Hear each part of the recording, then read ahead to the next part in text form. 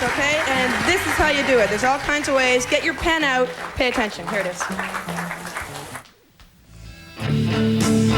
If you would like to interact with Neil Young for questions and comments, the toll-free number to call is 1-800-265-MUCH. That's 1-800-265-6824. By fax, the number to call is area code 416-591-MUCH.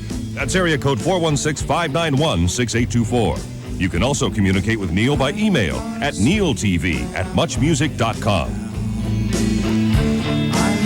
That's how you do it. And right now, Rick is outside with people who are trying to communicate telepathically through the window.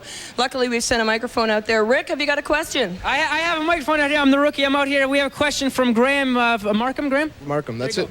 Hi, Neil.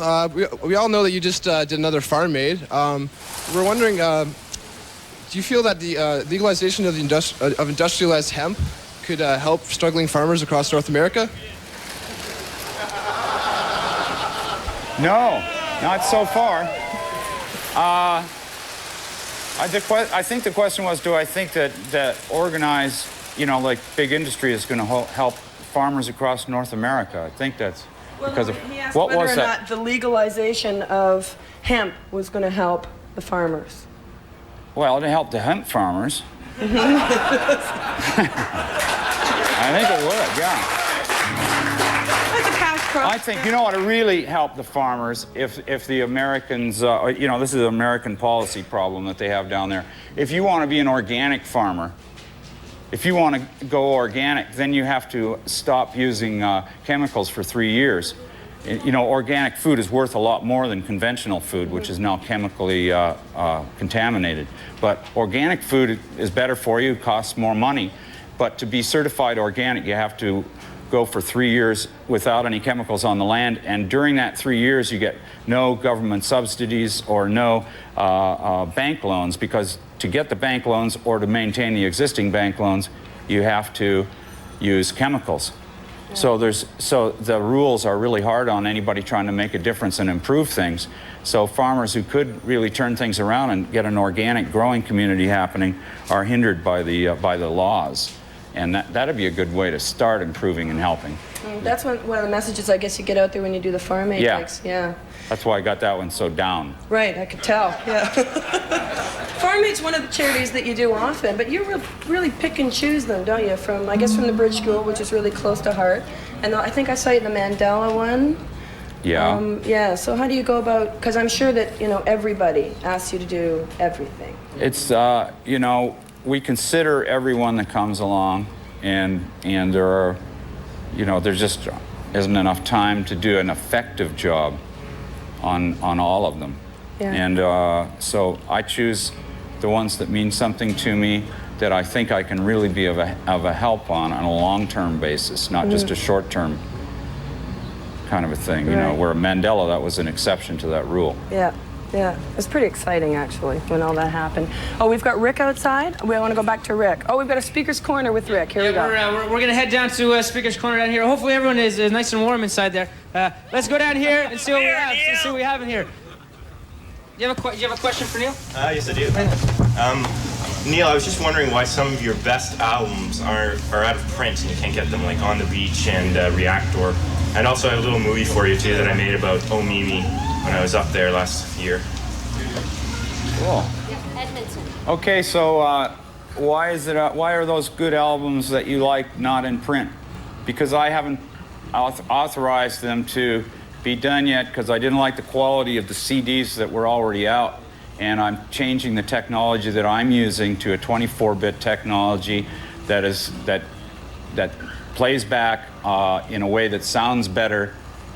Even on a 16-bit CD, it sounds better than the others, and it's noticeably better to me. So I'm starting over again and transferring everything to 24-bit and using this HD CD process to release all my masters from the very beginning. And it's starting in July, and I'm going to go through them all chronologically and put them all out with the original artwork and in a set. That's a massive undertaking. Yeah, that's what we've been working on for a while. Yeah? Can you really notice a difference in the sound quality? Absolutely. Yeah. I mean, I was so depressed when I heard the way my stuff sounded when you transferred it to digital from the analog. Mm-hmm. See, now there is no analog, so you never get to hear the difference. Right. But when you heard the difference, you started off, and then, you know, so it bothered me enough so that I kept looking to find the right technology and also record the stuff in a way so that in 20 years from now, when we have 24-bit CDs and everything, and a 24-bit is even slow, at least I'll have a 24-bit master instead of a 16-bit master. Right, great.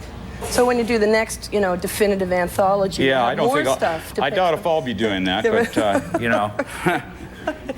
We've got a phone call from, is it IL from Edmonton? Hi, IL, how you doing? Good, how you doing? Great. What's your question? I wanted to know, I'm in Edmonton and we went to Neil's show last week. It was amazing, and we want to know how he liked Edmonton and who his favorite author is, too. Oh, your favorite author? And how'd you like Edmonton? I really dug Edmonton. We had a great time there. That was really a good one. Yeah. It was a rockin' night. And my favorite author. If you have one, yeah. My favorite author. Yeah. Wow. Dad. Yeah, well, my dad. Good answer, great.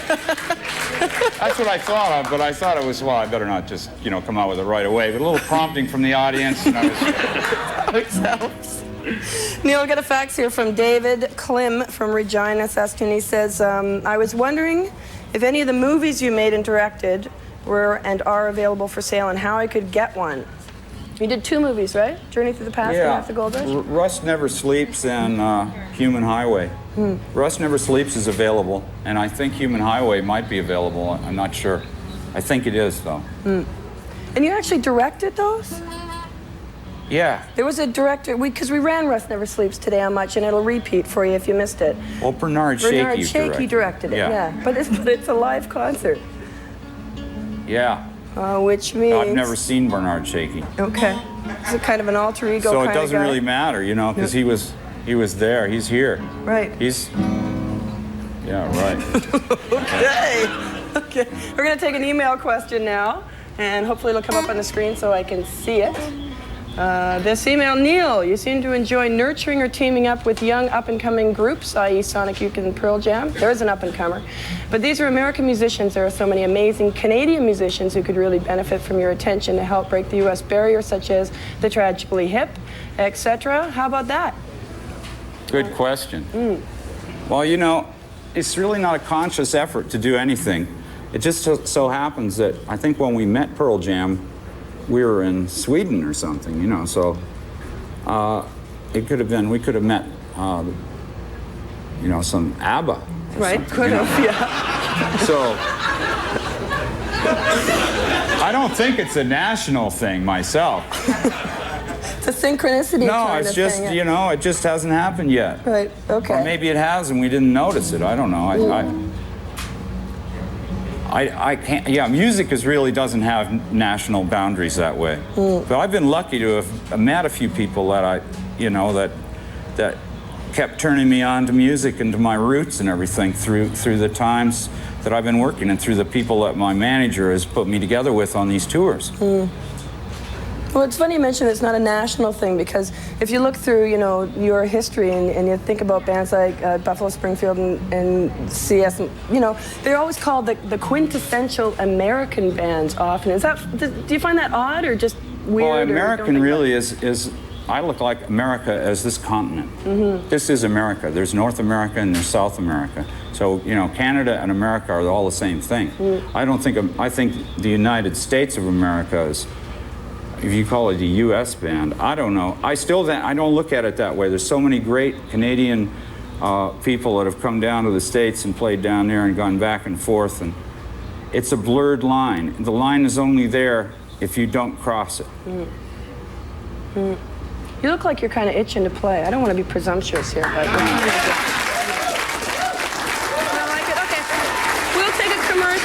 And when we'll come back, and you know, if you kind of feel like it, that'd be cool. We'll be right back after this on NeilTV.